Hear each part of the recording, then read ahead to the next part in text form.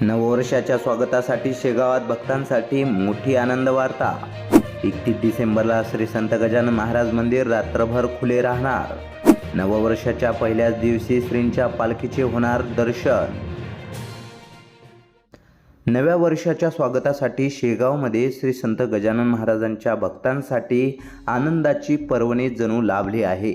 नाताळ सुट्टी, वर्ष अखेर आणि नववर्ष स्वागताच्या पार्श्वभूमीवर शेगावमध्ये मोठ्या प्रमाणावर भाविकांची गर्दी होण्याची शक्यता लक्षात घेऊन श्री संत गजानन महाराज संस्थानच्या वतीनं महत्त्वाचा निर्णय घेण्यात आलेला आहे। बुधवार दिनांक 31 डिसेंबर 2025 रोजी श्रींचे समाधी मंदिर दर्शनासाठी रात्रभर खुले राहणार आहे। यामुळे रात्री शेगावला दाखल होणाऱ्या भाविकांना पहाटे श्रींचे दर्शन घेता येणार असून महाप्रसादाचा लाभ घेऊन भक्त नववर्षाची सुरुवात भक्तिभावानं करणार आहेत। दरम्यान 30 डिसेंबर 2025 रोजी दशमी असल्यानं श्रींच्या पालखीची मंदिर परिक्रमा निघणार आहे।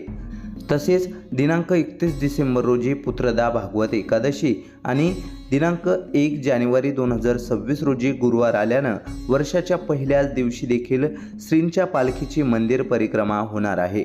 एकादशी आणि गुरुवार या पवित्र दिवशी राज्याच्या विविध भागातून हजारो भाविक शेगावची वारी करत असतात।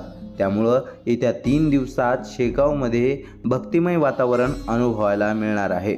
भाविकांची कोणतीही गैरसोय होऊ नये यासाठी श्री संस्थानच्या वतीनं आवश्यक त्या सर्व व्यवस्था करण्यात येत असल्याची माहिती देण्यात आली आहे।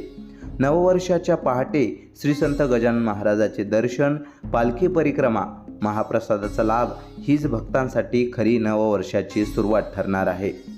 प्रतिनिधी दीपक सुरोशे, आधुनिक केसरी, शेगाव।